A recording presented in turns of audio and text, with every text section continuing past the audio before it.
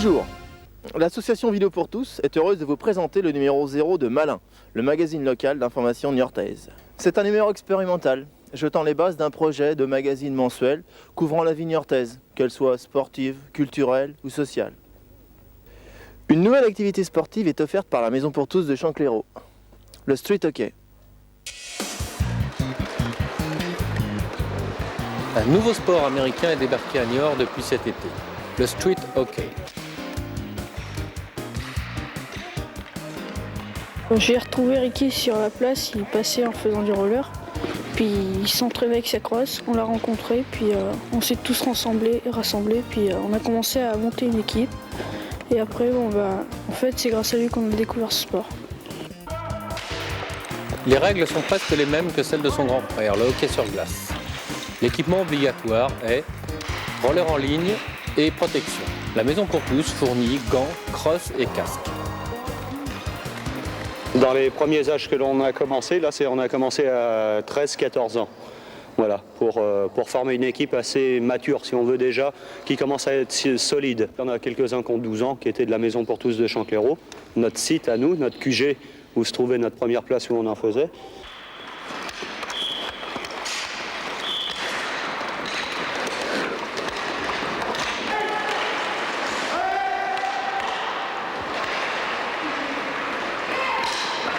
C'est un sport où on se pousse, c'est un sport vif, on patine, on peut jouer l'été, on peut jouer dehors, c'est ça qui est bien,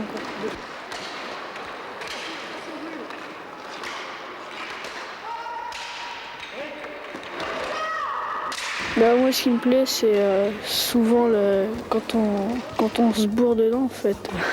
Quand on fait des checkers, puis voilà.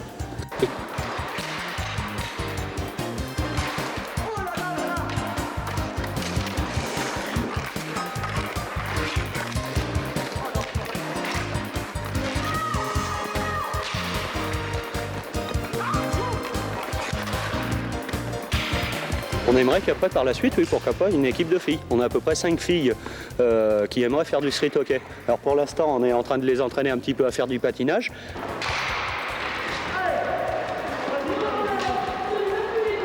Et grâce à Jean-Claude, quand il est arrivé, il nous a apporté vraiment les entraînements qu'il fallait, quoi. Comme des hockeyeurs, la technique, exactement. Je leur fais à peu près le même entraînement que les entraînements de hockey sur glace traditionnels. C'est le même système.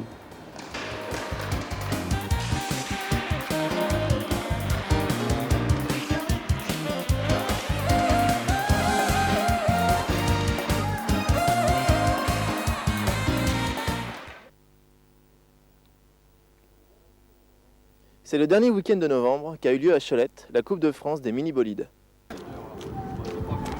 C'est pour la première fois à Niort que fut organisée par le club des Mini Racing 79 la Coupe de France de mini-bolides. La voiture est à l'échelle 1/8, donc pèse environ 2,5 kg, mesure environ 50 cm. Et ce sont par contre le même principe au niveau technologique que sur des voitures de Formule 1. Ça veut dire que nous avons des amortisseurs hydrauliques. Bon, on a également eu des barres anti-roulis. On peut régler le train avant sur la chasse du train avant, le carrossage des roues, le pincement. On peut régler l'hydraulique des amortisseurs, la dureté des ressorts. On a ensuite une boîte de vitesse à 2 rapports automatiques.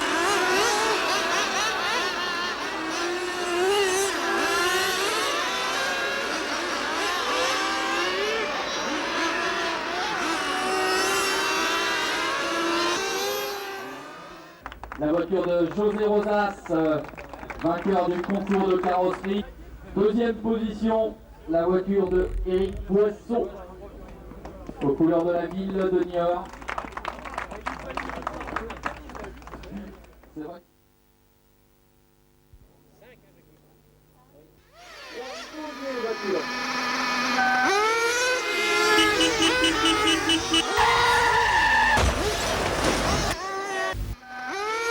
Dès les premières qualifications, le Niortais Jackie Mouton, 8e au championnat du monde, signait une pole position.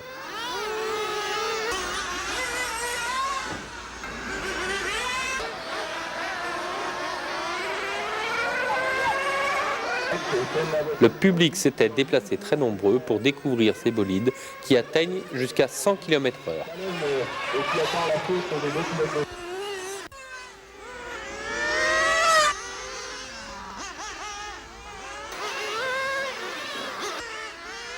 Dans les 3 catégories que compte cette discipline, les Niortais remportaient 2 victoires. Jackie Mouton en 4x4 et Claude Assomption en classique.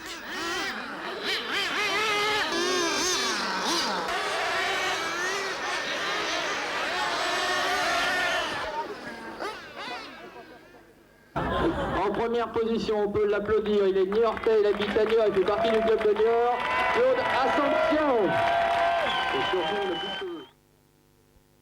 Le froid de début novembre n'a pas découragé les amoureux du VTT. Alors, tu veux un petit papier? Oui.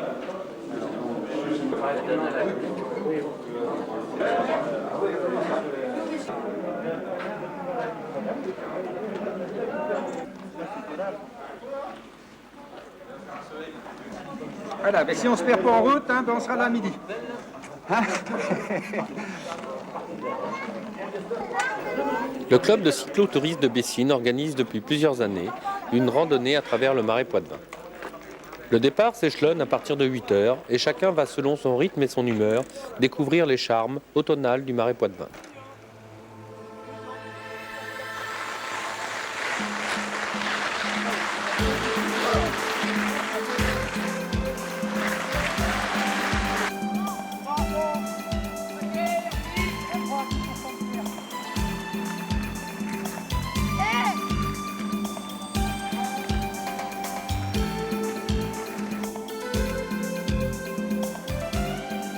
Cette année encore, malgré le froid, quelques 150 vététistes de la région sont venus partager un moment de plaisir et de convivialité. Oula. Derrière. Ah.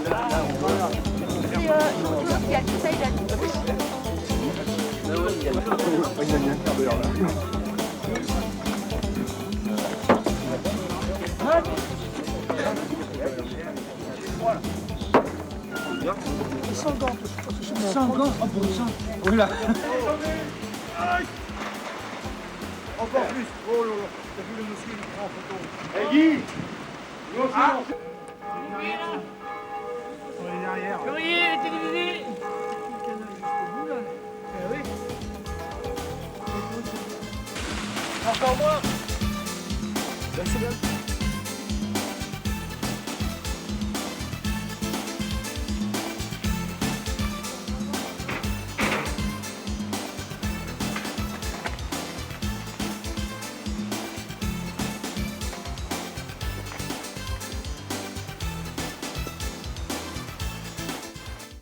Les élèves de la Venise Verte ont réalisé, avec l'aide de Jérôme Mulin, un reportage sur les activités de l'association Keep Cool. Oui, on a eu un groupe de danseurs qui est venu au Grand Feu, enfin ils sont venus au Grand Feu. Et suite à cela, on a eu l'idée de former un groupe de danseurs. Mais au départ, on ne savait pas du tout sur... Enfin, moi, je ne savais pas du tout dans quoi je m'embarquais.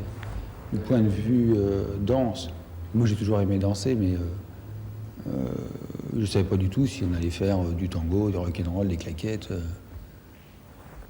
Puis bon, on est parti comme ça à l'aventure, avec les 3 profs qui elles-mêmes, je pense, ne savaient pas vraiment vers quoi on allait. Et pour moi, cette expérience de danse, en fait, c'est un peu le prolongement et c'est peut-être plus un aboutissement ici que dans le sport qui était plutôt physique.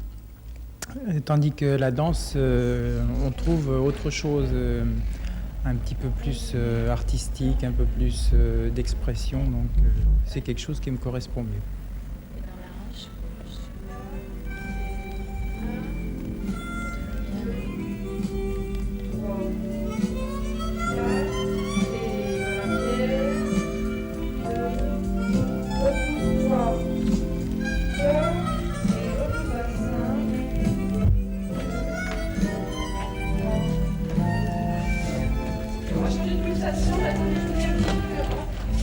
Et ta tête, tu l'as inclus dans tes enfants.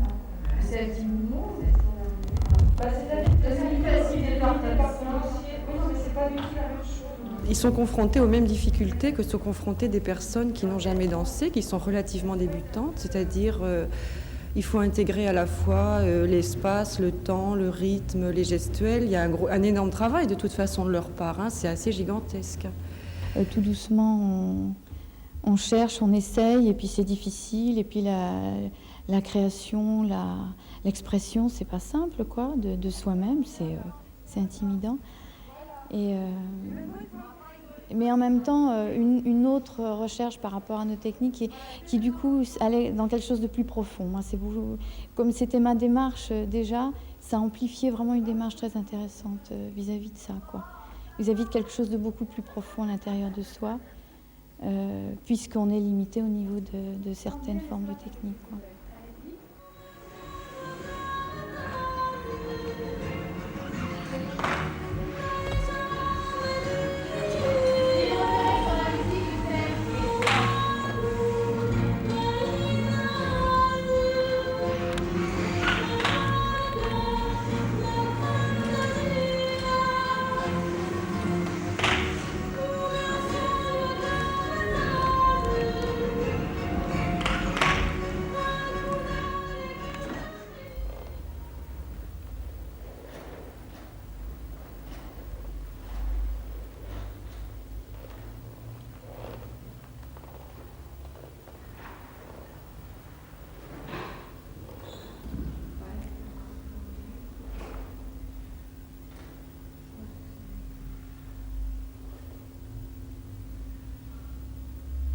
Nos professeurs nous laissent quand même libres de notre gestuelle et nous respectent individuellement, à savoir qu'elles nous laissent libres dans beaucoup de nos choix.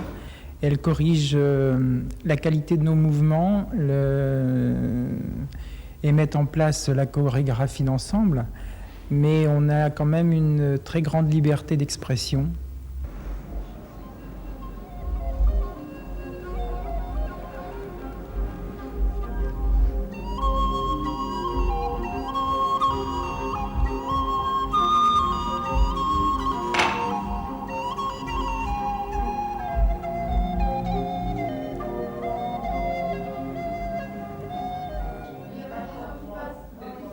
Au départ, moi, ma grosse peur, c'était le regard des autres. C'est-à-dire, comme on le fait maintenant, maintenant c'est une chose que j'ai complètement dépassée, c'est-à-dire faire une phrase, un exercice et tout le monde regarde. Bon, ça, au départ, j'aurais pas pu le faire. On nous regarde toujours dans la rue avec des regards, c'est vrai, de pitié ou d'indifférence ou de compassion. Et là, on a envie que ça change, quoi, le monde du handicapé entre le monde du valide. On a envie un petit peu que ça change. Hein. Le fait d'être handicapé, c'est un petit peu une expérience individuelle et chacun vit ça isolément. Et chacun trouve un petit peu sa solution. Et il n'y a pas de solution totale. Chacun trouve un petit peu sa voie un peu partout, que ce soit dans le sport ou ici c'est dans la danse.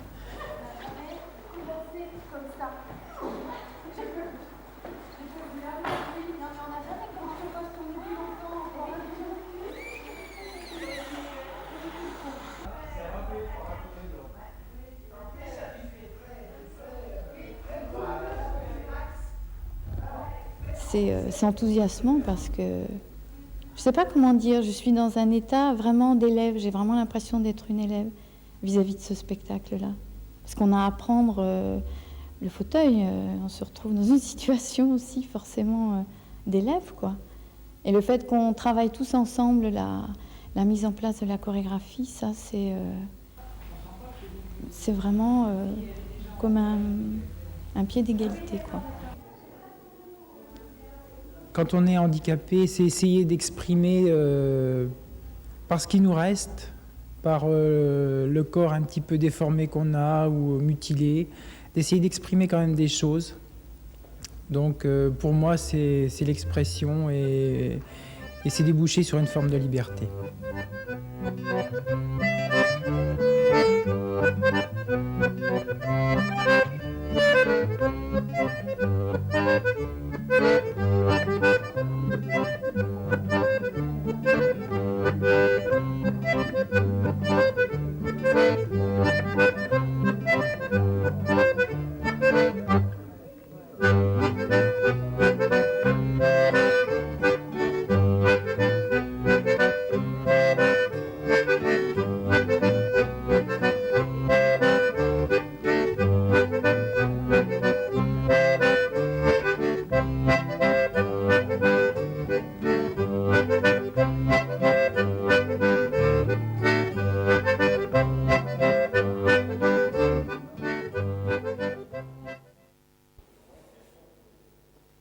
Et vous savez que ça se négocie une image? Les Maisons pour tous ont réalisé avec un artiste photographe et les habitants de Niort une exposition originale intitulée Images négociées, projet réseau.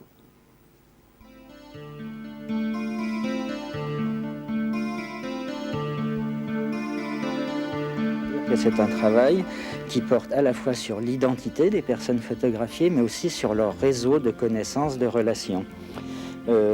Par exemple, ici, cette dame qui a été au point de départ de ce réseau s'est fait photographier dans un camion. Dans ce camion, il y avait une sorte de photomaton qui n'en était pas vraiment un. Elle pouvait faire son éclairage, elle peut bouger pendant un temps de prise de vue assez long.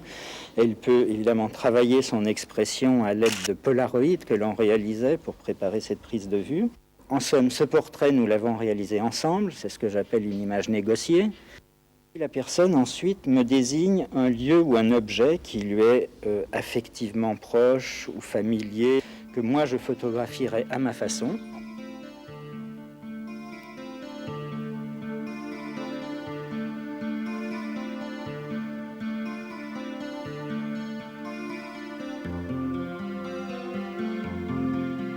La troisième chose, c'est que je donne à la personne un petit appareil photo jetable et je lui demande de photographier son entourage, ses amis, ses voisins, ses collègues de travail.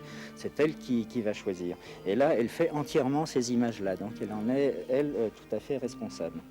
Et puis, dans cet entourage qu'elle a photographié, elle va choisir 2, 3, 4 personnes à qui elle va passer le relais. C'est-à-dire que ces personnes suivantes, donc, que nous trouvons au deuxième plan, je vais prendre mon camion, faire le portrait de la personne, qui va me désigner un lieu, qui va prendre l'appareil jetable, faire son entourage, et qui, dans cet entourage, va redésigner, choisir 2, 3, 4 personnes à qui le relais sera de nouveau passé. J'avais un copain qui faisait partie du truc, il m'a donc passé le relais. Dans le portrait, ce qui est intéressant, c'est que le temps d'ouverture du diaph est très long, ce qui fait que pendant la durée, la pellicule capte les images, donc on peut donner des effets de bouger, etc. C'est intéressant. Dans les photos avec le jetable, il y a cette convivialité un petit peu dans la photo, c'est aussi vachement sympa. On est parti effectivement de ces 6 personnes qui a priori n'avaient de la photographie qu'une pratique familiale. Et puis ensuite, on a laissé le jeu, ce qui fait que certaines fois on part d'une personne, on en a 3 ou 2 comme ici. Ça nous échappait, c'est du jeu relationnel entre ce portrait global de cette personne, cette quête d'identité de cette personne, et puis son entourage, sa diffusion.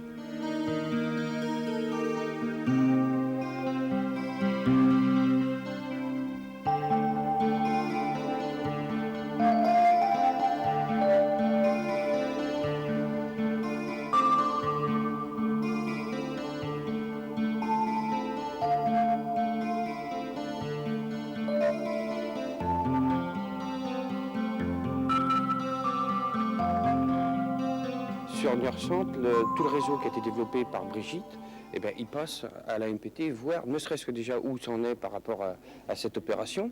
Et de fait, ils reviennent plus souvent, plus facilement à la MPT. Ils ont mis le pied dedans et puis on espère que ça fera la même chose dans ce lieu, à la galerie du Moulin du Roc, puisque le but du jeu c'est bien de les emmener là. Ils ont mis une fois les pieds, peut-être qu'ils remettront plusieurs fois les pieds.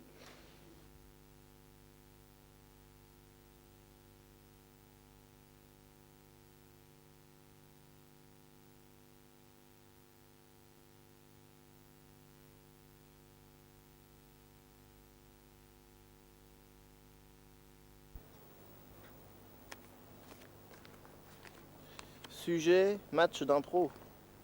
Catégorie, à la façon de Depardieu. Durée 10 secondes.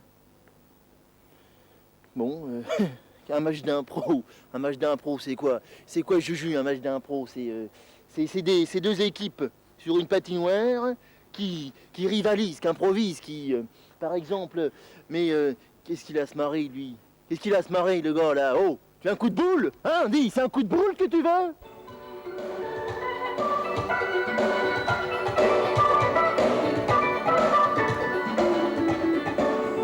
C'est inventé par les Québécois, ouais. Jouer contre ceux qui ont inventé le jeu, c'est toujours impressionnant. Surtout qu'ils ont une manière de jouer très québécoise, ils vont très vite. Nous, on parle un peu plus, une manière un peu plus française de jouer, mais les rencontres sont toujours intéressantes. France-Québec, c'est exactement la définition de l'impro, c'est on se connaît pas ou on se connaît peu 2 minutes avant et on joue 2 minutes après.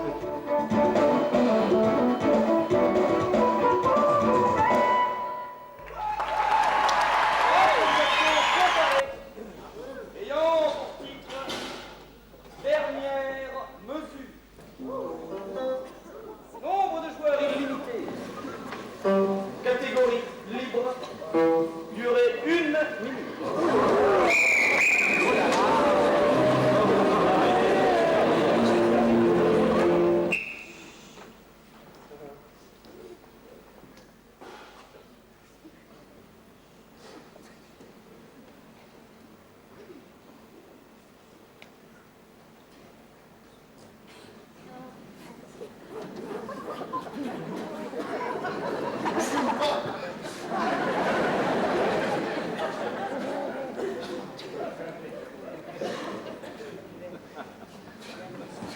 Oh, vous m'en voulez, hein? Moi, je bois pas! Je bois pas l'alcool, un verre d'eau me ferait plaisir. Hey. Hey, je vais pas prendre froid. Oh, je vais prendre froid, c'est sûr.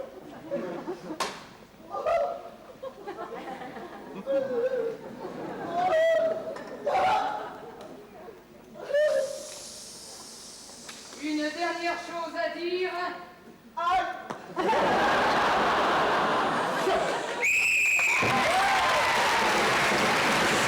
Les gens de la ligne font vraiment énormément d'efforts pour que ça se développe. À chaque fois qu'il y a un match ici, ça marche bien. Là, ce soir, il y a encore 900 personnes. C'est très très agréable. Et c'est vrai qu'en plus, ils font un travail formidable. Et ça, c'est énormément appréciable.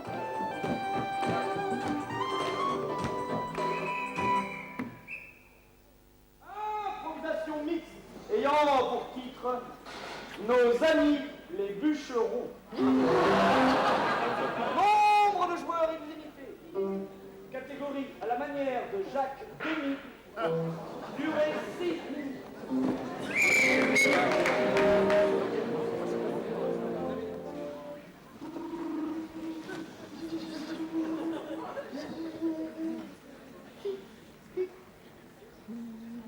C'est le premier jour que je suis ici, je suis très heureux de vous rencontrer, ça me fait plaisir de vous voir là. Bonjour monsieur, comment ça va?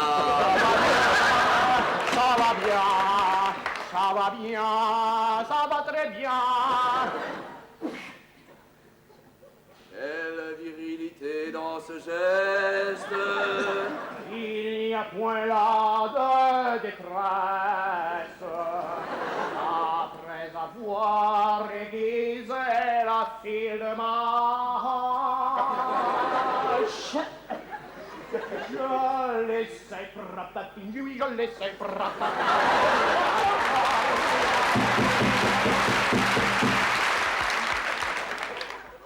Il faut vraiment improviser complètement pour que ça puisse fonctionner. Ça fonctionne que là-dessus. Surtout qu'en plus, quand on joue avec des gens qu'on n'a jamais rencontrés. Si on connaît un petit peu, ou on connaît un petit peu les thèmes, ou même un petit peu ce dont ça parle, ça n'a aucun intérêt. Le jeu n'est pas fait pour ça. Je suis montré, je suis un forcené, tu l'auras voulu, voisin.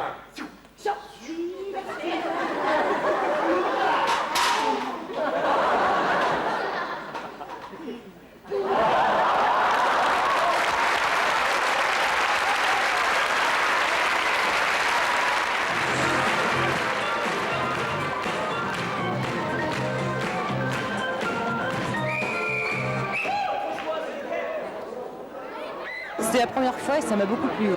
C'est extraordinaire. de voir ce qu'on est capable d'improviser comme ça, c'est fabuleux. Et voilà, ce premier numéro de Malin est terminé. Il ne pouvait couvrir l'ensemble des événements du mois de novembre. C'est un ballon d'essai de ce que pourrait être une information télévisée de proximité. Nous comptons sur vos réactions, soit par téléphone au 49 09 15 24, soit par courrier à Vidéo pour tous, boîte postale 3117, 79 012, Niort-Cedex.